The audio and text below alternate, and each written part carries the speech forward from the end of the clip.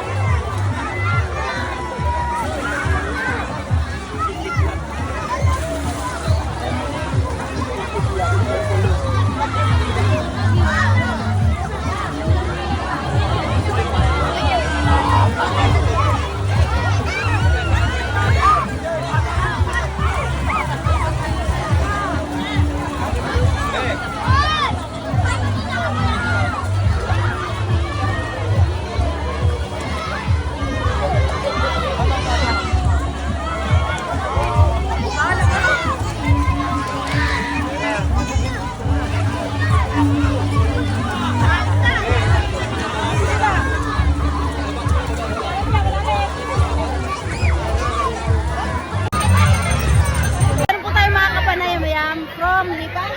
Lipa, sir? Lipa. So, first time niyo po dito? Opo. So, in-expect niyo ba na ganyan kadami yung tao? Hindi po, kanina po, konti lang mga umaga. Ngayon hanggang hapon, sobrang dami, hindi na makaligo ng maayos, sobrang siksikan. Oh, pero kanina nung dumating kayo, Dahil tao na po, marami na po. at saka maganda pa siya. Apo, hindi pa siksikan. Hindi po na ang mga cutting. Okay. So, ayan po, from Lipa pa, talagang dinarayo na po itong Lagas-Lasan River.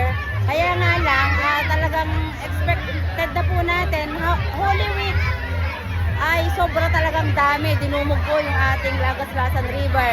So, paalala lang po, ito naman po makikita nyo yung tunay na ganda sa regular na araw, lalo't weekdays.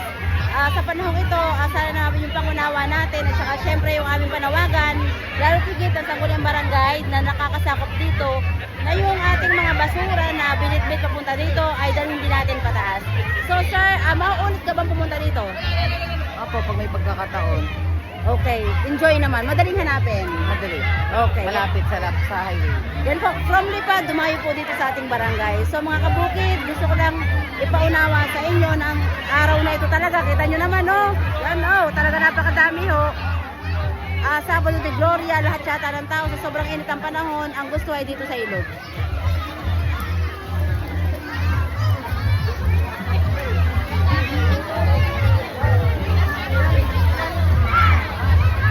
Advice po doon sa mga gusto bumaba ng ilog. Sa ngayon, wag na po muna. Magpalipas na tayo ng Holy Week. Saka na lang ulit kayo pumasyal para silipin yung ating Lagas-Lasan River. Okay sir, thank you so much. Thank you po. Sa inyo mga kasama. Ayan, ma'am. Ma'am, taga saan sila? Isa, Rosario, Batangas. Ayan. Taga Rosario kayo? Ayan. From Rosario, tayo naman na dumayo talaga dito. First time. So ano oras kayo dumating?